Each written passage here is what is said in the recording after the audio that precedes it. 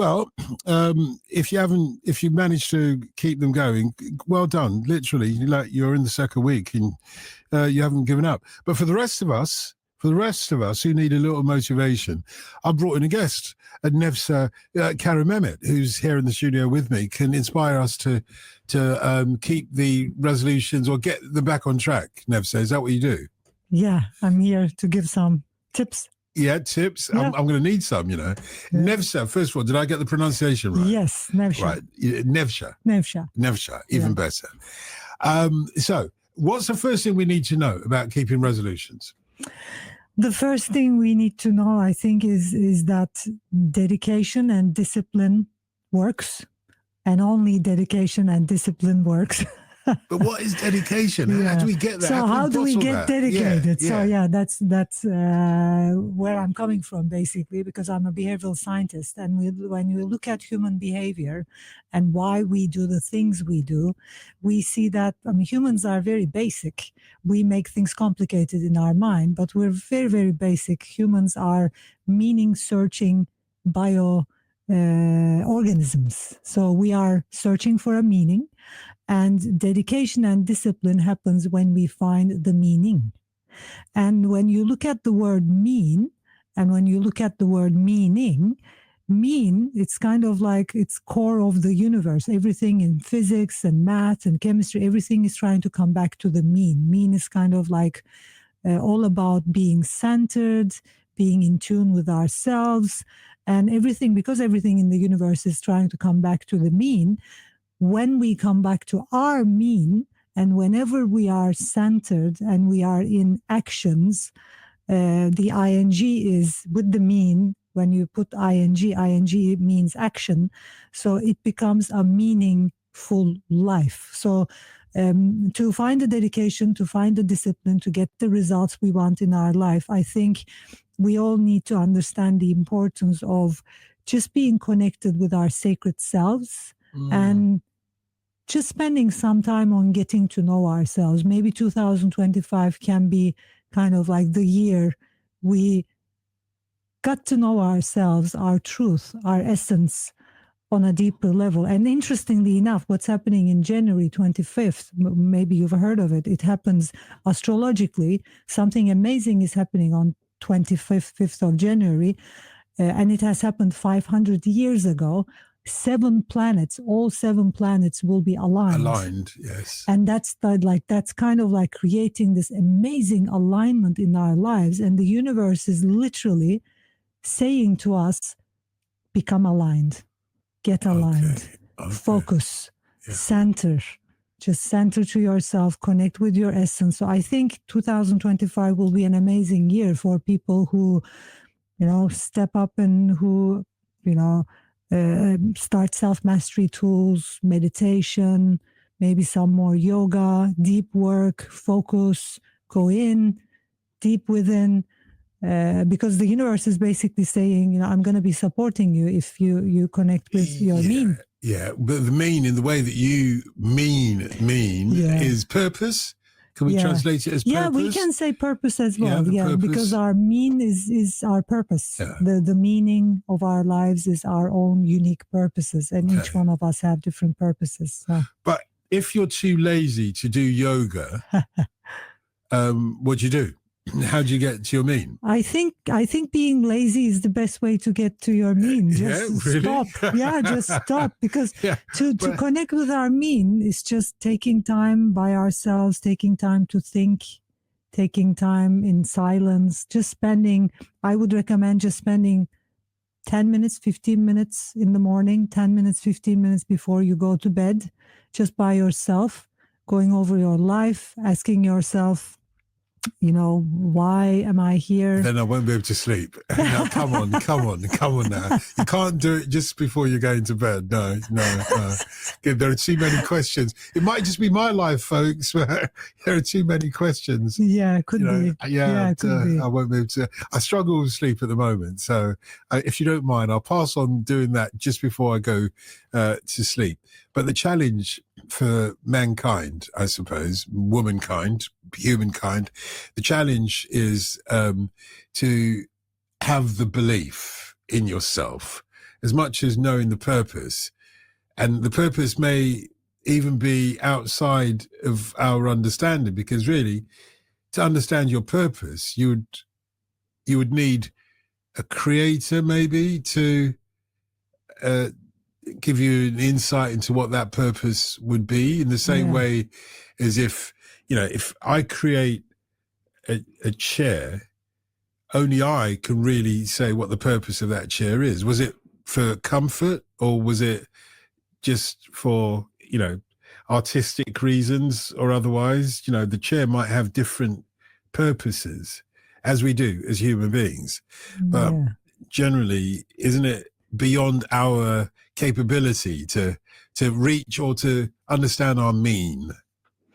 Yeah, I think you have a great point there, because I think to understand our mean, we need to be more connected with the creation, with the creative force, and understand that we are co-creators or manifestors. We're not using our own energy when we're creating or when we're purposeful, when we are in meaningful actions. We're actually in tune with something magical, something universal, an energy beyond ourselves, which we call life, which we call the life force energy, or the creative energy, or the creation energy.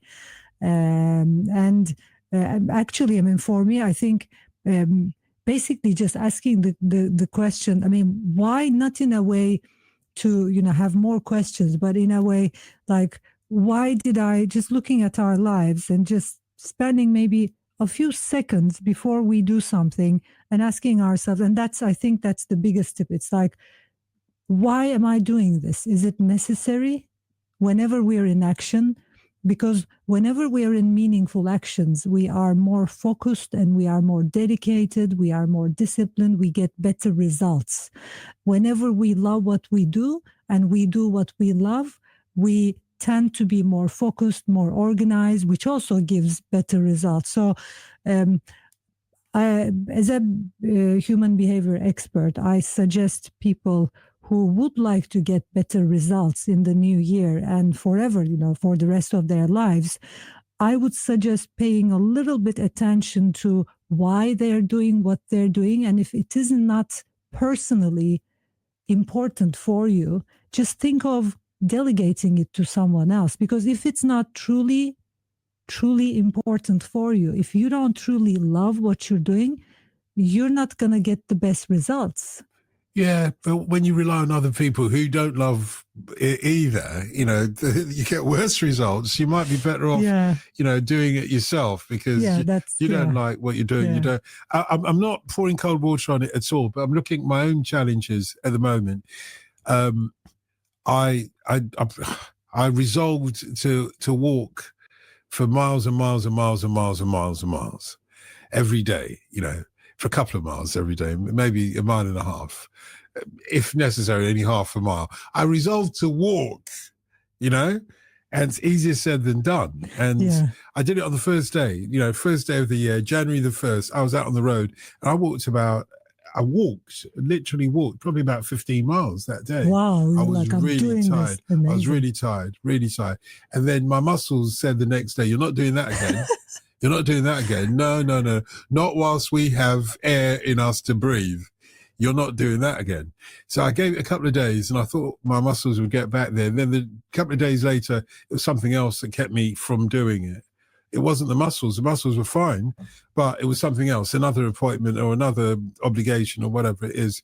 So the point I'm making is all the rituals, they are kind of like rituals, aren't they, of coming up with resolutions and everything.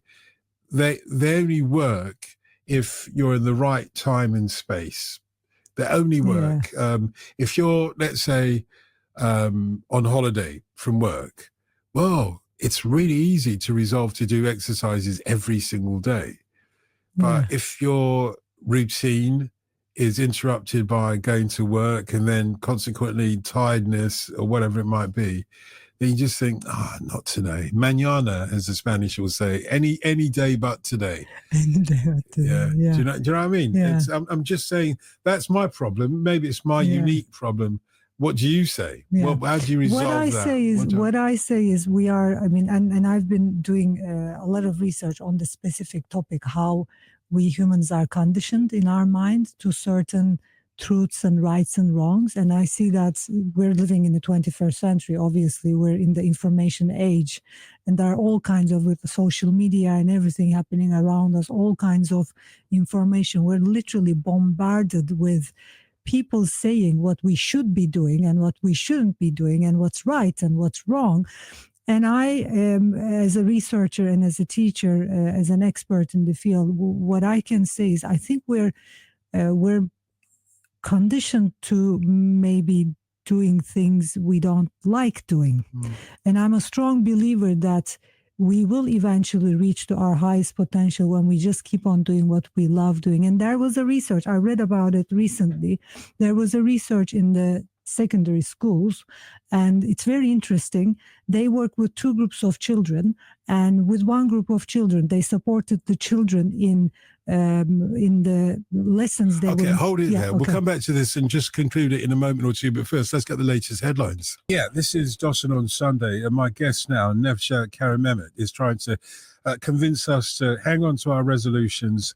She's a globally renowned expert in human behavior and self-mastery, and she joins me to share more about how we can stay inspired, especially at this time of the year. And by the way, if you want to get hold of her, contact, the email is Nevşah, which is nevsah.co.uk.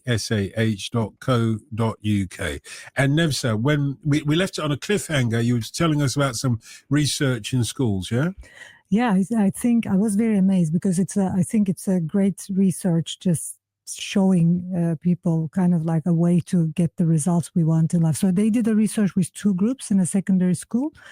And in the first group with the children, they only supported children on the lessons they were getting worse grades at. So they were working on leveraging their grades. They were working on the lowest grades, the lessons they got the lowest grades at. So what happened with that group is they were able to get higher grades after all that attention and all the work, but the other lessons they were already getting higher grades at, they saw that the grades were lower. Then they worked with the other group. They worked on the topics they were already good at. They supported the other group on only the topics they were best at. So they supported the group to get to the highest level in their class. For example, you're already doing great at math, but you're not doing great at science. Instead of supporting you on science, the teachers support you in math. And then what happened is they became the best at what they're already doing better at. And then instead of working with the the lessons they were getting lower grades at, they didn't work on them, but they saw that their grades got better in the other lessons as well. And the reason being because when you are supported at what you're best at, and when you're supported at what you love doing already, you tend to get at a level where you start thinking, I'm best at this. I do this, you build your self-confidence and you just tell to yourself, I'm best at this. Why can't I do all the lessons as good as this one? And then their grades increased eventually. All of the grades increased gradually. So instead of, I think that's what social conditioning is doing to us. Because we are conditioned at what we should be doing, we're just trying to force ourselves to do the things we don't enjoy doing sometimes. But instead of doing that, if we just kept on doing what we enjoyed doing, what we love doing, what we are best at, then eventually you get better at other things as well. It's like because you build the self-confidence, because you build the discipline on the areas you do the best, you're kind of like, wow, I'm good at this. I can do anything. So it's kind of like a mind level. It's kind of like a trick. Yeah, I know what you're saying. And that is human behavior, that trick, the human condition, eh? I know what you're saying. But what I'm going to stick to what I'm best at. Yeah. which is talking, really. You know, that's what I do. You know, I'm really good at it, apparently. I'm really, really, really good at it. You know, I don't want to stress it, but I'm very, very good. When I say I'm really, really, really, really good at it, probably the best in the world at talking. However, at yoga, oh my word, I'm leaving that behind now. It's never going to come with me. Let's leave it where it was. Otherwise, it'll drag my talking down, I can assure you. Nevşah, it's been a pleasure. Same here. Thank you. Absolutely beautiful name. Nevşah Karamehmet, thank you very much. You can find her Nevşah, NEVSAH.co.uk. Really Thanks for having me.